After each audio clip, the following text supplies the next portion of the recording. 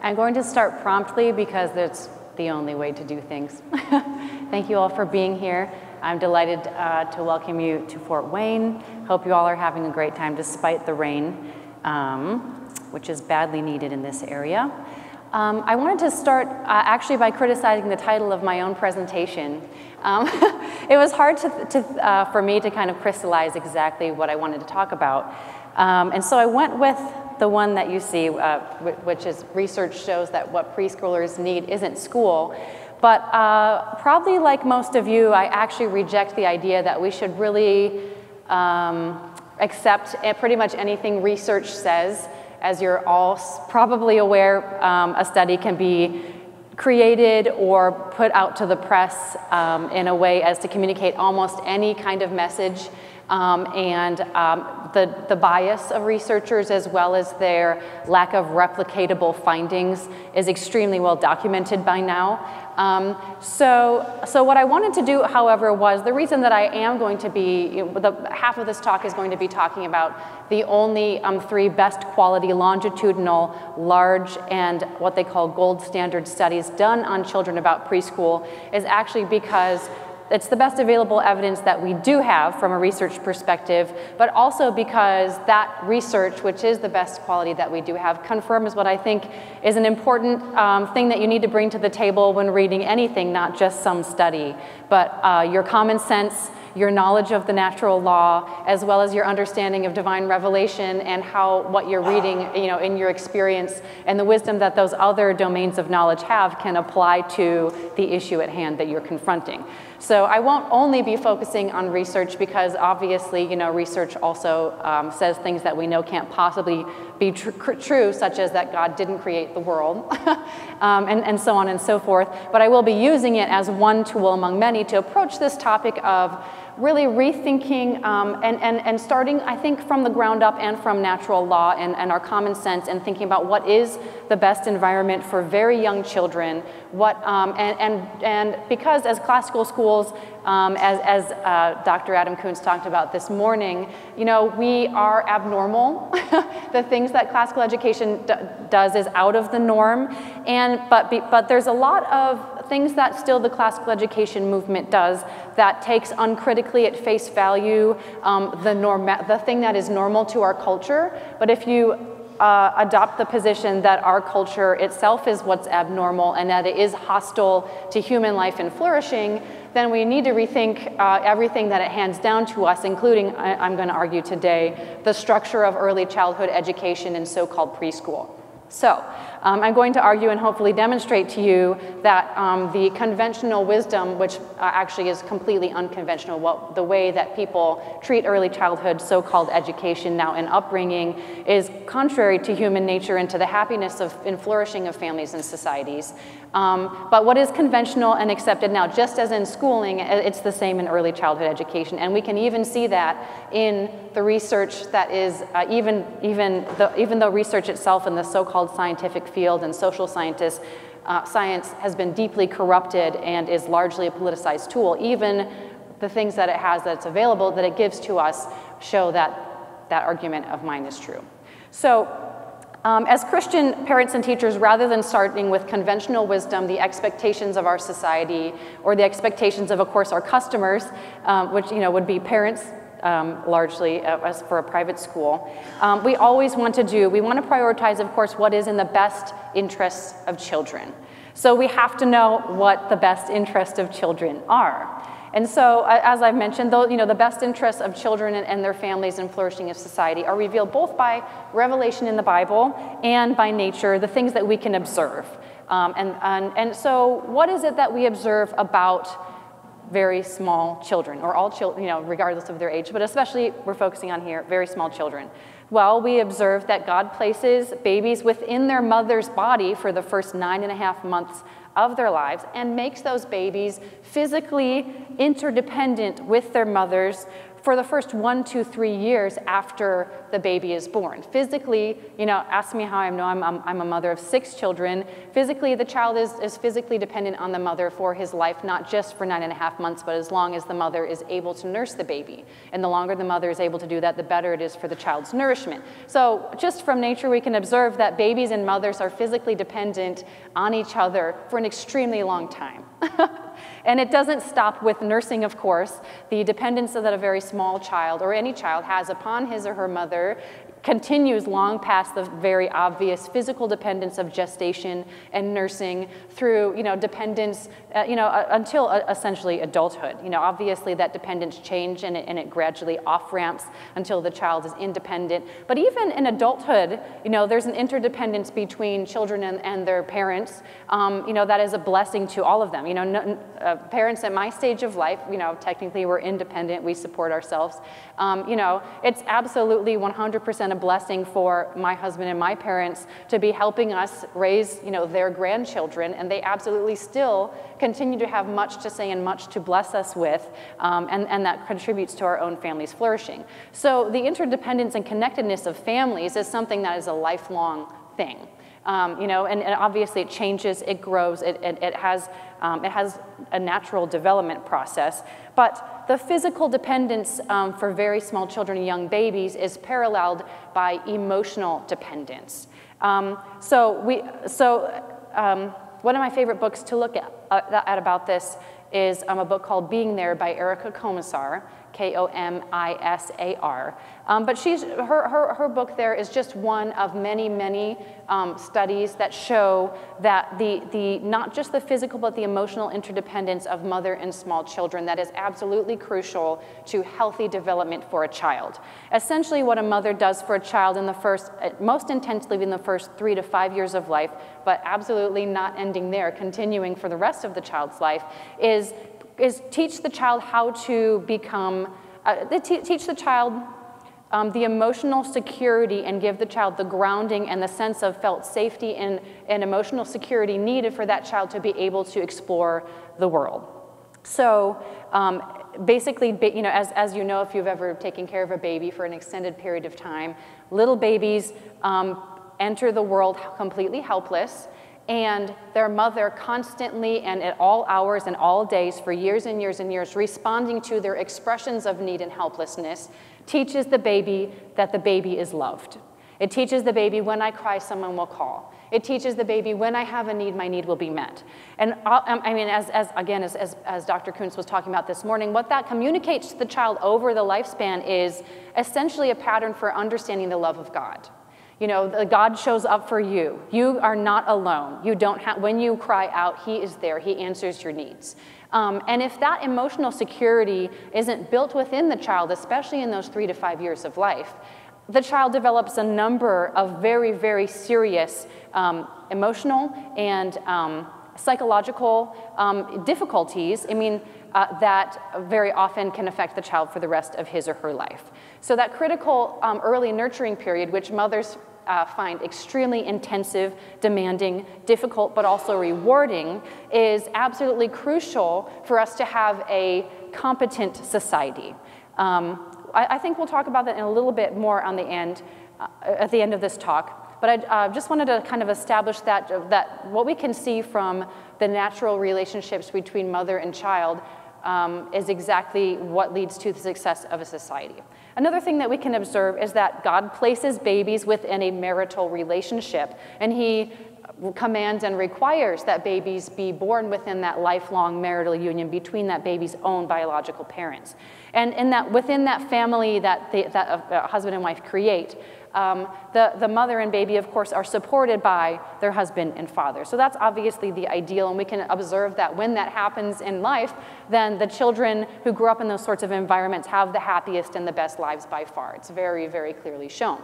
So obviously our goal as educators, as people, and not just in the teaching profession, but I think all of you are very highly aware, if you've spent any time in the classroom, that teachers do a huge amount of well, again, as Dr. Kuntz talked about, again, it's the passing on of what it means to be human to children, and is basically co-parenting I mean, I don't want to say that too strongly, right? I believe teachers serve at the behest of and in service of the family and the father. So we're not talking about like being co-equal with parents, but we're at the behest of parents. The teacher stands in loco parentis for a small period of time to do what the parents want to be done with their child, you know, using that teacher's experience and expertise to bless the child.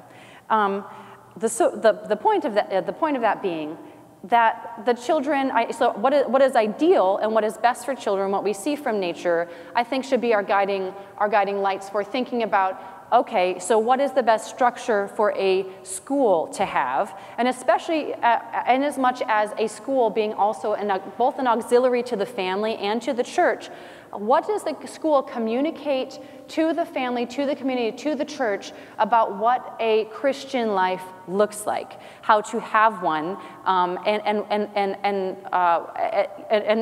what it looks like in daily practice. Does a Christian life look like the integration of the family, the wholeness of the family, the respect of the family unit and the binding together of many of those families into a body of local believers, or does it represent an institution that separates children from their families, that separates families from the church and treats them as kind of discrete units and little blocks that we stick on a conveyor belt, you know, to get all their little widgets attached to them as they head out the door. Obviously, I mean, that's a common metaphor I've heard talking about classical education as the education itself, but I think it also applies in terms of the structures that we choose to use to meet the needs of families, the needs that families actually have.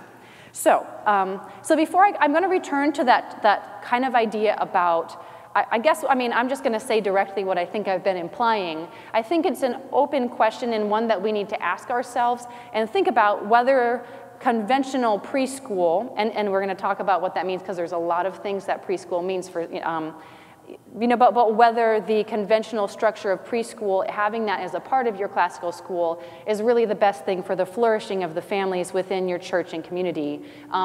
Or if you have a sort of early childhood sort of program attached to your church, what is the most Christian, natural, and family affirming way to run such a program if one is offered?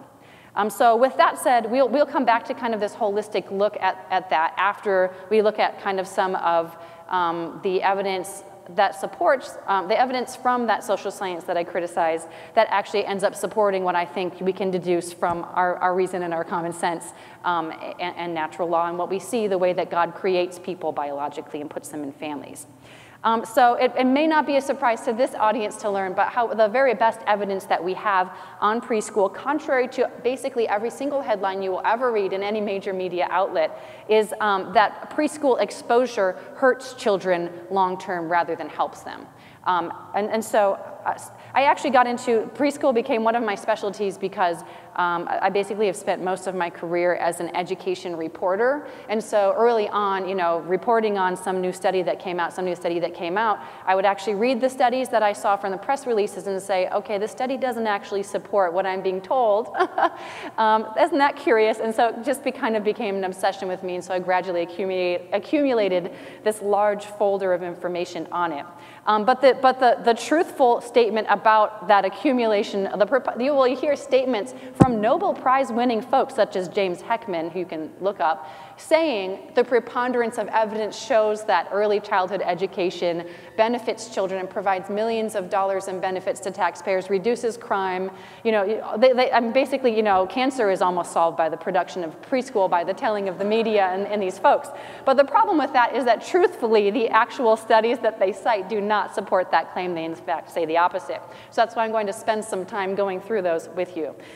So I'm going to give a quick summary here of what they show, and then I'll talk about the three largest studies for reasons I'll explain in a minute. So the summary is that the major studies show that long-term preschool exposure damages kids emotionally, academically, and socially.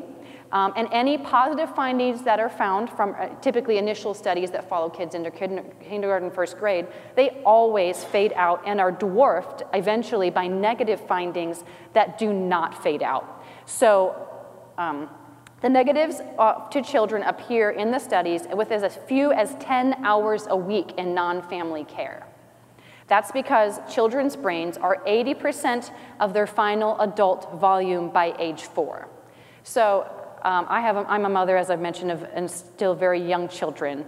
When you're in, and my youngest is 2, and I have a 4-year-old and a 6-year-old. So when I'm looking at children of that age, they're around the preschool age we're talking about, it's very tempting to think that they're kind of vegetables.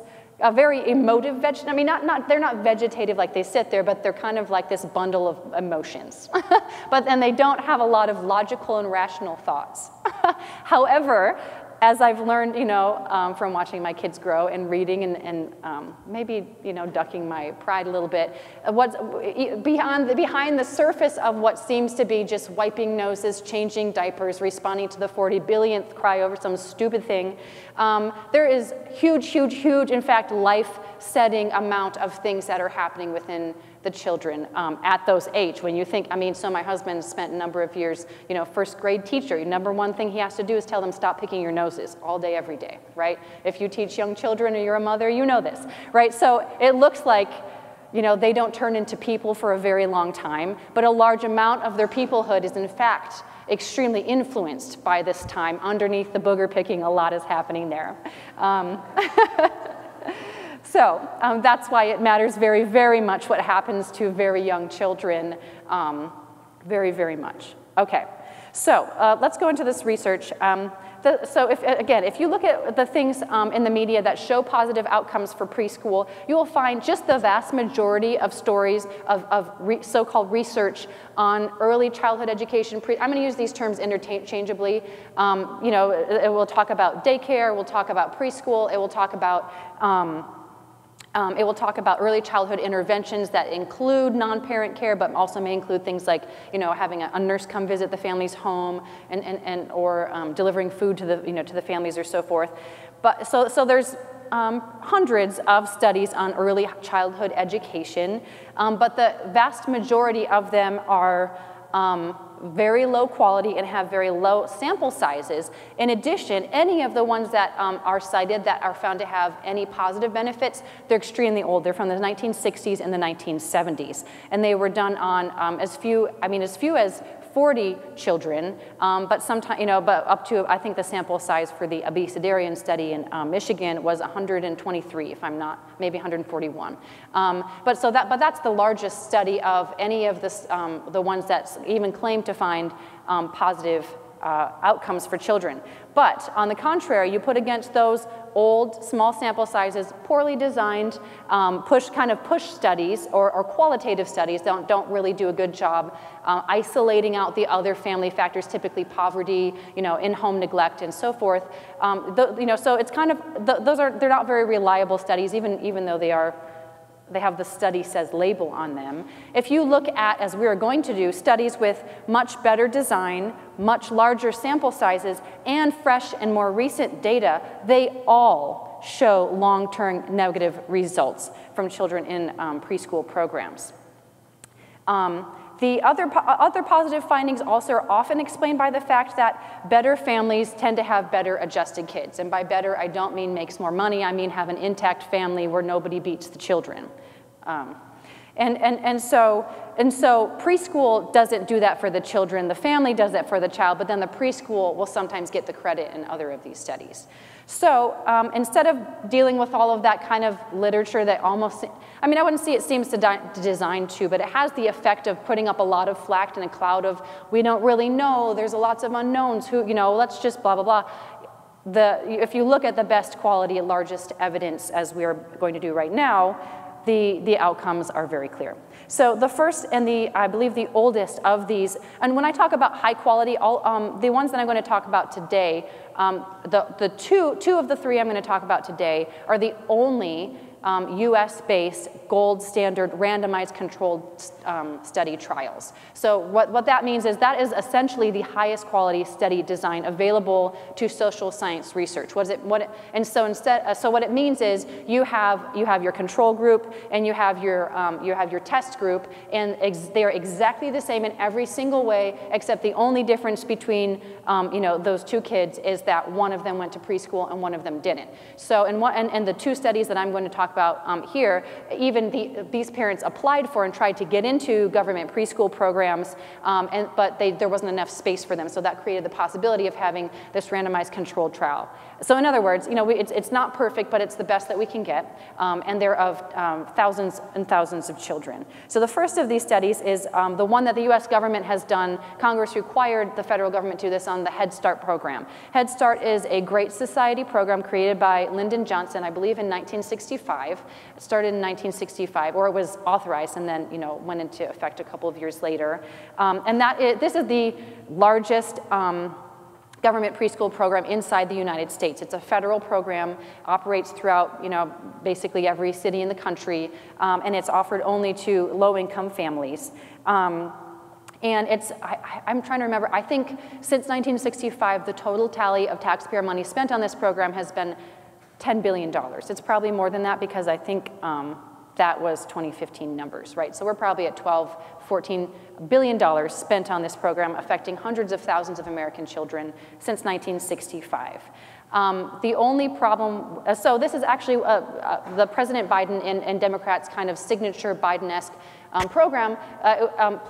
Basically, their roadmap for what the Democratic Party would like to do in the United States included a complete expansion of Head Start to to everywhere, not just poor families, but everyone of every income level. So this is a major policy goal of a major political party in the United States. The only problem is that the federal government's own studies of it show that the children who stay home with their mothers or are cared for by family and couldn't get into the Head Start program are happier, commit less crime, and perform better academically than kids who attended this government program. So in fact, if we pass it, the money is completely one thing, but the effects on our society are pretty clearly, at least in the evidence, will be in the negative. So we'll be harming children by passing this bill rather than helping them. So let me give you a little bit of I don't know if folks have heard about the Freakonomics authors. There's some popular economists.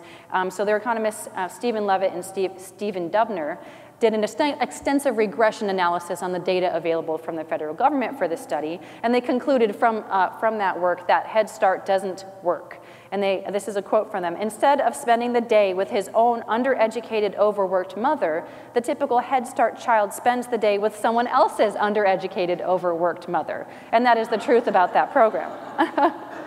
And then a gold standard random assignment federal study, such as I've described, on more than 5,000 children participated in this program, found zero benefits for participants after first grade. So this typical in these studies, you'll find a short bump. So for example, first grade teachers, kindergarten teachers who have an entering class, and some of the kids who are in preschool will say, oh, the kids who are in preschool before coming to class rather than coming here directly from home, they can say their ABCs, they know their numbers and colors, they can line up in a line, kind of basic preschool-y stuff. And so they enter looking a lot better, but by the end of first grade, and certainly by the end of 3rd to 5th grade, as we'll see in a bit, the kids who actually were at home and didn't go to preschool are far ahead of the kids who learned their numbers and colors early. Oh my goodness, I undercounted the amount that we've spent on this by a factor of 10. American taxpayers have spent more than $100 billion on this program since 1965. Okay, so that's the first, and it's the largest program ever done in the United States. The second one that I want to look at of these gold standard studies is of Tennessee pre-K program. It's called Tennessee Voluntary Pre-K Program. They stuck in the voluntary because of political reasons. Tennessee is controlled by Republicans. So a team of researchers from Vanderbilt University. Vanderbilt is known as the leading education college in the nation. I have quibbles with whether it's leading, but they're respected in the field, and they did a very rigorous study, again, of the randomized controlled trial. And they furthermore, they provided a great benefit by doing follow-ups on the children, I believe, every 2 years. And I think they're up to 5th grade now in their study on those children who entered the first class of this program. And I'm going to quote them. Their latest results, which I believe were out earlier this year, showed that the children randomly assigned to attend pre-K had lower state achievement test scores in 3rd through 6th grades than the controlled children. Controlled children are those who didn't attend the preschool, with the strongest negative effects in 6th grade. So these effects start early and keep growing as the children get older. A negative effect especially was found for disciplinary infractions, attendance, and receipt of special education services. So in Tennessee, the children who attended this program were more likely to, and we see this also in other literature on early childhood separation from mothers, children who are affected by that very more likely to have, to act out, to be either depressed, angry, or violent, much more than kids who have more consistent mother parenting. And they're also more likely to be labeled special education, which 2/3 of special education referrals are because children can't read. So this is an academic problem as well as a behavioral problem. So here is my summary. I wrote about these findings earlier this year at the Federalist. So after reading the study a couple of times, I summarized it. These negative behavioral findings included decreased rates of school attendance, violations of school policies such as cheating and disobeying the dress code, being held back an entire grade, and being diagnosed with a learning disability or emotional disturbance. These are serious consequences for children we're talking about here. Yet Tennessee's program is rated by all the large preschool organizations as being high quality and has been touted by preschool advocates, government preschool advocates, going all the way up to President Barack Obama as a model. The researchers who did this study expressed extreme surprise at their results, said they rechecked it multiple times, and they think, you know, to their credit, accepted the results of their own research, but they did not expect to find this, a fact that I think actually strengthens the results because it contradicts the researchers' own bias. So the last program I wanted to look at was a program, province-wide full early childhood childcare program in the Canadian province of Quebec. It's another model for, it's basically, again, it's what Democrats would like to have inside the United States. And it's not just Democrats, you know, here in Indiana, Governor Eric Holcomb, huge pusher of preschool, seeks to secure government funds to expand it. Obviously, Tennessee expanded and created under Republican-led governor there. This is a bipartisan thing. It's just that Democrats are more active and open about their advocacy for government raising of children instead of families.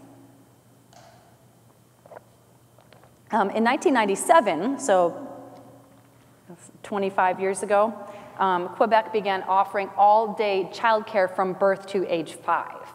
So it was also voluntary. Any family, you know, that wanted could avail themselves of it. They're also, you know, so they've had many, many years to observe the effects of these this program on children, and those studies have found very, very troubling results. They found that participants in that program experienced significant increases in anxiety, hyperactivity, and aggression compared to their siblings, peers who didn't participate, and peers in other provinces that don't have such a program. They also, I'm quoting the researchers here, the analyses found more hostile, inconsistent parenting and lower quality parental relationships among parents of children exposed to the program. And that's another finding across different studies, you know, consistently found that when children are separated from their parents very young, parenting skills degrade because the parents have less time to practice those skills and less need of practicing those skills with their children. So here I'm going to go back to quote the researchers again. For preschool participants by age 12 to 19, here's a quote, the most striking finding was a sharp and contemporaneous increase in criminal behavior for those exposed to the universal daycare program compared to their peers in other provinces. There was an increase of 19% in the average rate of criminal accusations and an increase in 22% in the average rate of criminal convictions. 22% is huge. We're not talking about 3 to 5%, which could be maybe a little bit of noise. 22%, 1 in 5. So again, these are I don't think I need to reiterate the fact that these are the higher quality longitudinal studies of many more participants, and the summary that you really can find from if you read them yourself. At best, they show absolutely zero, no academic benefit to the children, which is their #1 kind of selling point. And often you find actual academic damage to the children, as well as all of them find significant behavior problems, and all of those negative effects are long-term, while any positive effects are very short-term, just a couple of years. So then I'm going to kind of transition to adding some more detail to my remarks a little bit earlier about what's really happening in the developmental needs of a very young child in that birth to age 5 kind of span. And I think some of these things are also very surprising things to cite, so I like to say them because, again, every message that you would get from, like a child psychology textbook, from a teacher's college training, from teacher certification, from the media, from academic journals, you would all find the opposite messages being given to you. So I'm trying to really arm you with the fact that they're all lying or deceived. So I find this actually also, I find this information really helpful because there's a perceived cultural pressure to separate very young children from mothers early, and a lot of mothers really feel that. But 70% of mothers who have a child under the age of 18 strongly prefer that childcare comes from themselves or a family member. 70% still, with all the kind of cultural conditioning that we've endured in this nation for a very long time. So mother's intuition still hasn't outpaced all of the cultural messages, although sometimes, as a woman, I think I can confirm that, women often hold very conflicting feelings and ideas in their heads all at the same time, and so while deeply, many typical mothers would want to hold their baby close to themselves and learn how to navigate that relationship and have support for it, rather than being separated for many hours from her baby, there's a lot of conflict there, and part of that conflict comes from societal messages to her, such as, that being a good mother to your baby is degrading, that it's good for your baby to get, and you to get some separation. I mean, you've heard all of them. I don't need to go through them. But I think it's also helpful when especially if you're thinking about how to educate your families and your community and talk to people inquiring at your school or a school board, that deep mother's intuition still persists, and that's something you can speak to and affirm and upgird and support. And that's what I'm going to call for really doing, is affirming and supporting that natural desire of mothers to take care for their own babies. So as I mentioned earlier, the mother's presence teaches the baby how to regulate his feelings. That's why you see in these studies, even mother separation at age 3 to 5, which is, of course, the typical preschool age. 75% of American 4-year-olds are in some form of preschool. But the mother's presence teaches the baby how to regulate his feelings.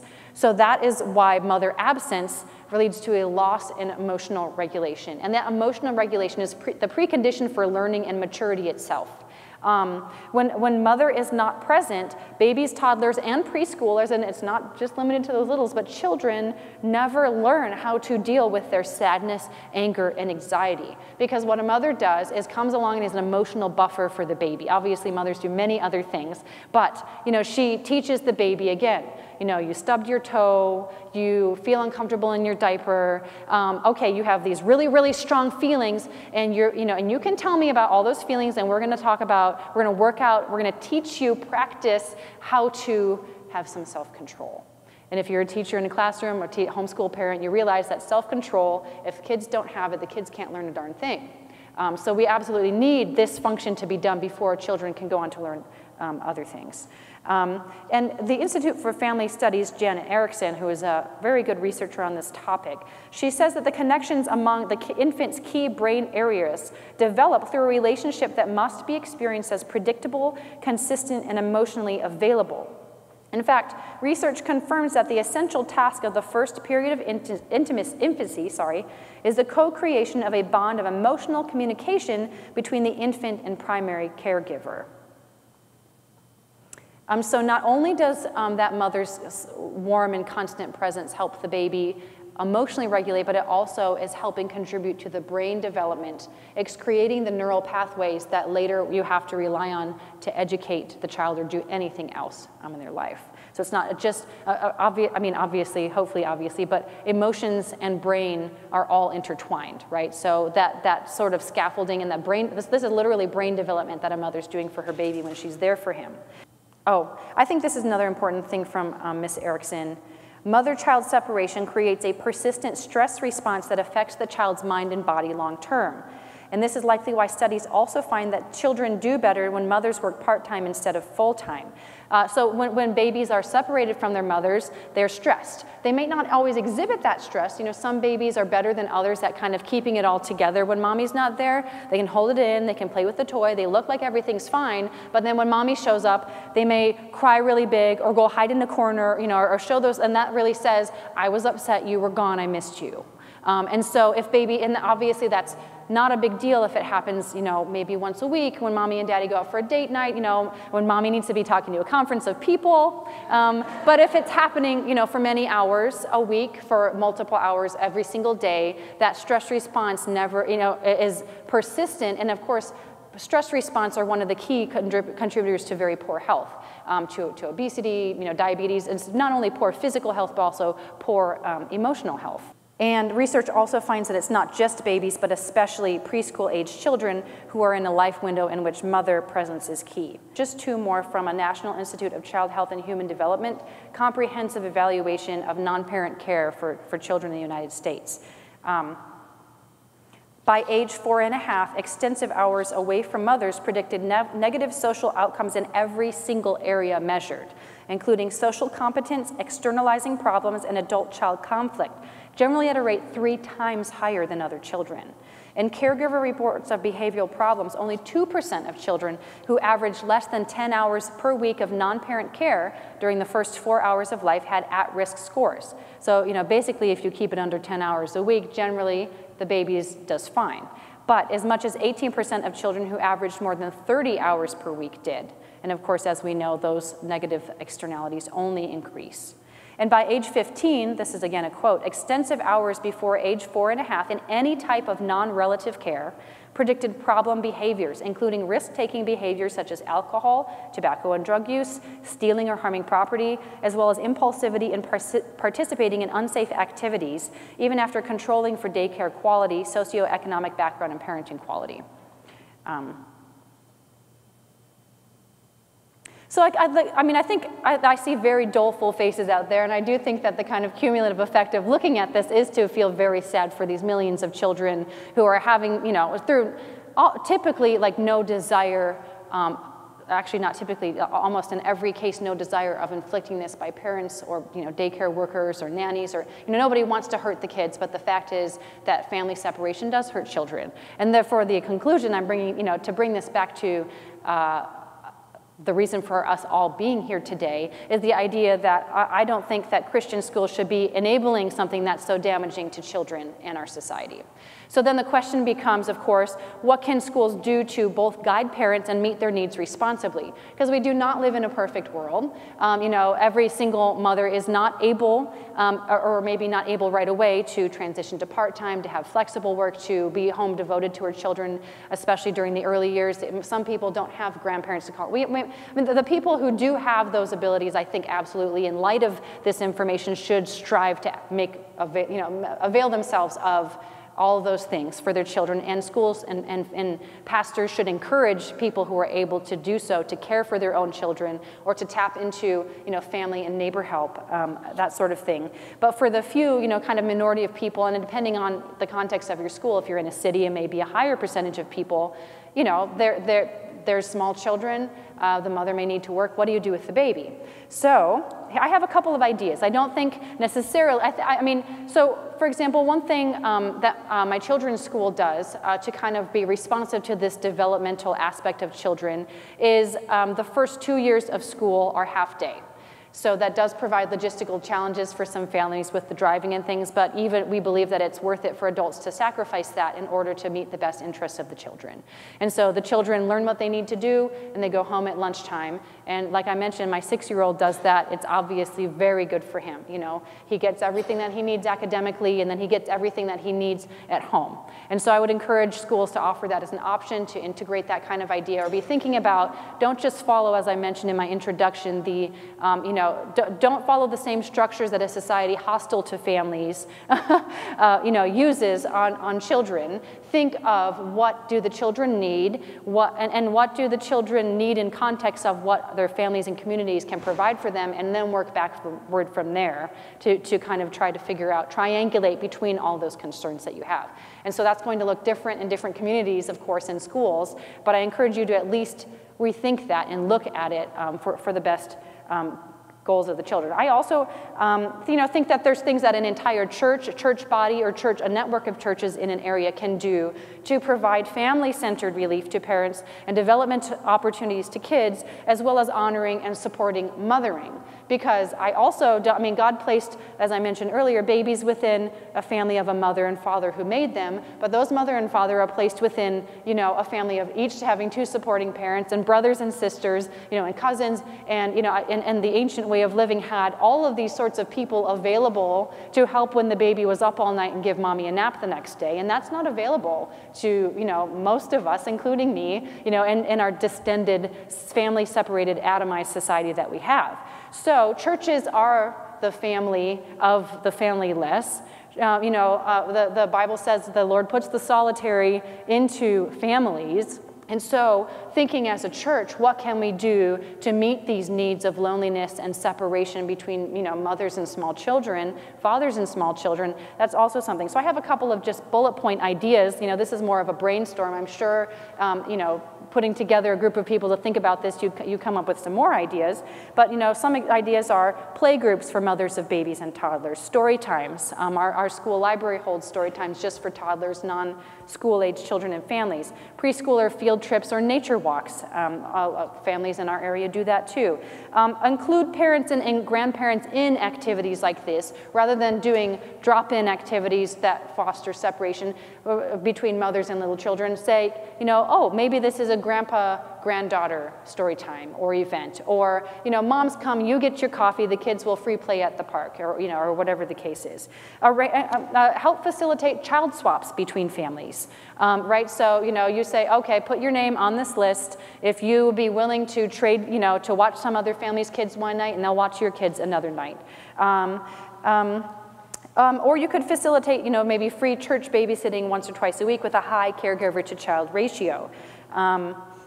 In other words, don't have the children, part of amorphous, isolated masses of children. I have friends who have worked in daycares, and some of them are really that kind of nightmare scenario. Can you imagine? I think very typical in some states, the preschool ratio, will be, one adult to 12 to 15 3 or 4-year-olds. I have a 4-year-old, and I love her, but 15 of her at one time, I don't even know if I could keep all the noses wiped, That's inhumane. Don't be inhumane to children.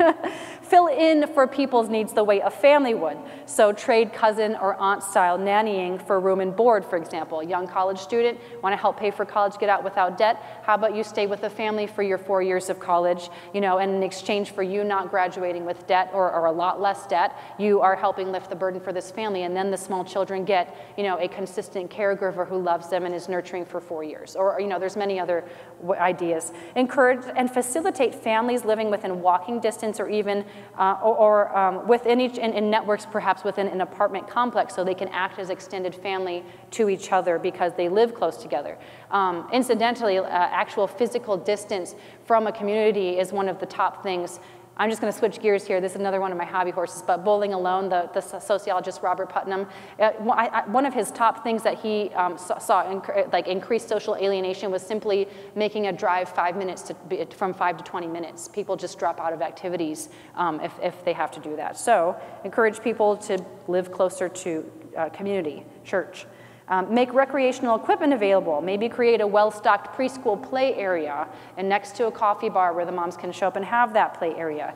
Have the older women, as I believe it's Titus, as St. Paul says in Titus, to mentor and support the younger woman, recreate that familial structure. It takes extra work and organization to do it because it's natural within a family.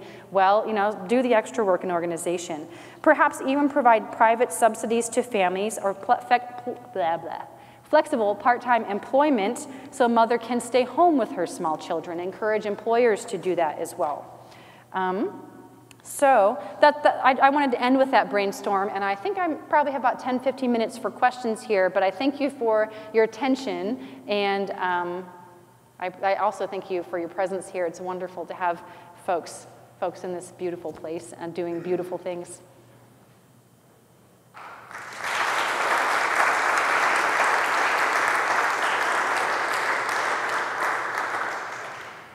If you just raise your hand, I'll call on you.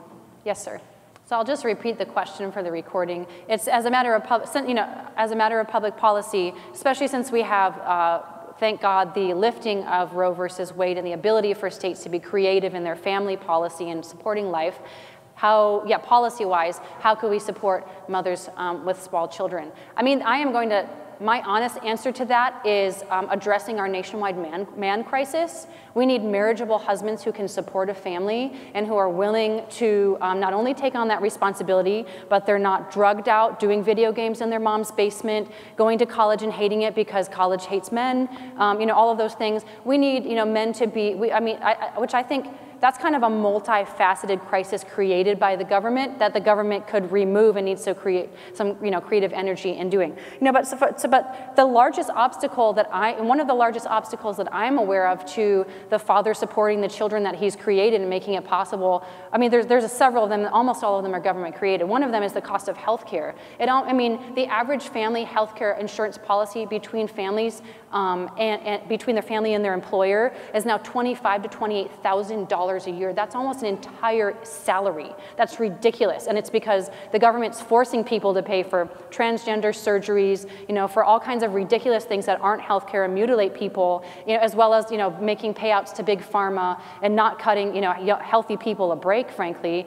So healthcare, the employment, the job pipeline, we need to get rid of the college for all mentality that suffocates family formation. And that's a huge part of, what all of you all are doing and creating K-12 schools that prepare people immediately to enter, the workforce without necessarily needing college. They can go, and they have that liberal arts backing that colleges claim to give, but actually don't give anymore largely. I don't think it's any one thing, but I would love to see a governor basically bring business and activity back to America. They have to, the other thing that's really crushing families, obviously energy prices right now. I think there's a lot more that states can do, but governors are resting on their laurels because they can. Basically anything that makes the cost of living better for families and that helps people actually get skills in the places that call themselves education institutions, I think will be good for family formation. That's a great question. So he's basically saying, the research talks about negative effects of non-parental care, but I suggested one possible way is for the church to act as a family and fill in where natural families are not available. So how do you kind of reconcile the two? So my kind of guiding thought is, I think about what the ideal family situation is and then think about how close can we get to that as possible. So for example, I'm a working mother. I've basically been, talking about the potential negative consequences to my own children of that endeavor in my life. And so I've been well aware of that for my entire career. And we don't have any family living nearby. So what have I, in thinking about what is the ideal, and how close can I get to that ideal and protect my children while also putting food on the table for them, getting my husband through grad school, the other things that our family wants to do. How can we do that in a way that, so you're asking the same question that I had to ask myself, right?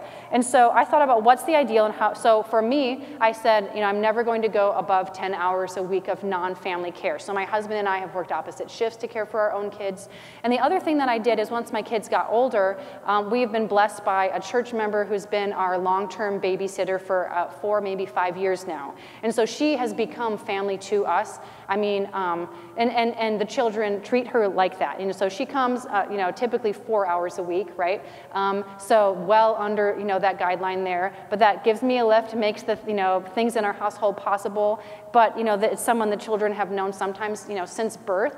And I've also, my babies have always been in my office, not with the babysitter. So I work when my babies are napping, right? So it's just like all these different things around here. I've looked at the things I presented to you and said, okay. And then I also do emotional check-ins with my kids, so when, babysitter time is done or, just throughout the week, I think are you giving me stress response? I need to lean into you, give you more focus and empathetic parenting right now, so on and so forth. So that gives you kind of your answer applied to me, but if you're thinking about a church body, I would all kind of use the same process, like what can we do that is the most family-like? So I would say, you know, people who act like family, what do family do? Well, they're warm and empathetic people who you see all the time and who are even there for you and love you, you know, when you do bad things to them, you know? So a church can provide that, and I mean, our own church has, you know, it's not perfect. I don't want to pretend like it's a one-to-one substitute, but for orphans like me, the church has been an extremely wonderful adoptive family, and I don't, you know, and I think God created churches to be like that because the kind of orphanness of society is completely widespread at this point. So, I feel like I'm getting vague again, but I mean, but honestly, I would look at, you know, what can we do that's very long-term, not many, many hours of babies separated from mothers, integrates it, whatever family members are available there, and does give a lift, you know, to mommy. So maybe you could create, I mean, here's just like another random brainstorm that I just thought of based on me chattering at you about this. Like, maybe you could have a network of, you know, 50 plus women whose children are, you know, now grown people who say, like, put me on the list for if you're a mommy with a tiny baby and you've been up all night with that baby and you want a nap, I will come, just call me, you know, or whatever the case might be. So, I mean, other people will have other creative ideas, but I would use, you know, kind of like what is the information we have in our own common sense and reason, and that commitment to each other across time. Not, I think part of the problem with non-family care is the instability of it and the lack of intimacy. But, you know, you can, if you say we will come, you know, that's why I would,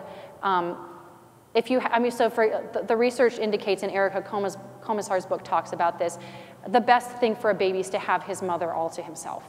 If you refuse or cannot provide that, the next best thing is another person who acts in the stead of the mother that the baby gets all to himself. So basically a nanny or, you know, husband or grandma.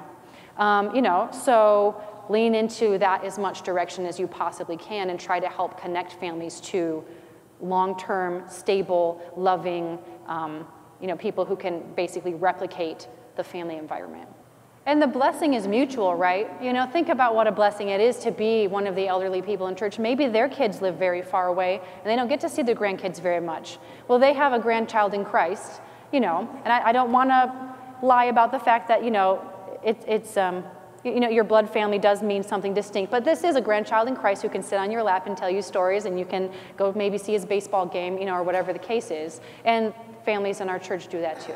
And that's another, your comments, like give me another point, like don't be impatient about it. It takes, I mean, you know, I would say it takes 4, 5, 6 years possibly to really get to that family feeling. So if you're not feeling it in year 1 to 3, don't give up. It's like long-term gardening, same with the kids. And I think I can do one more question before I relieve for the next speaker in this room. And is there anyone else with a comment? Yes, ma'am. So she asked, you know, obviously kids don't just flip a switch at age 5 and all of a sudden they're out into the world all by themselves. How do you help the child kind of, you know, transition into that? To be honest, I have found that mostly happens naturally, and I do think, like I said, schools can help with that, you know, by having, you know, partial school days, especially for the younger children. I mean, I believe there's also a school I just recently heard of that doesn't start school or is starting, that doesn't start school till age 8. So the children are homeschooled till age 8, which actually is pretty fits historical practices for schooling. But back to the transition question, I have found that a child who is very empathetically parented will, in his own way, separate himself from his mother when he's ready. So I have a 4-year-old who's doing that right now, and some days she's very clingy and I can't go anywhere, and if I go to the bathroom, she freaks out.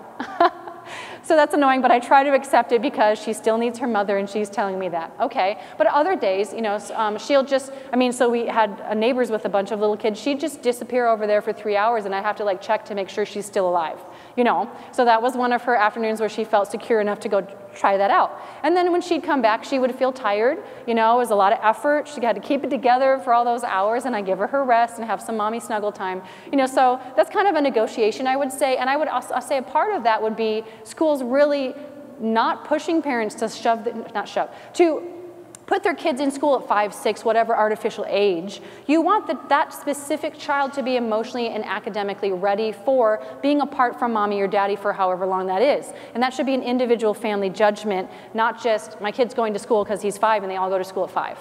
So that's another thing a school could do. Okay, I'm going to clear out of here. I see my husband looking at his watch very, very noticeably. Thank you all.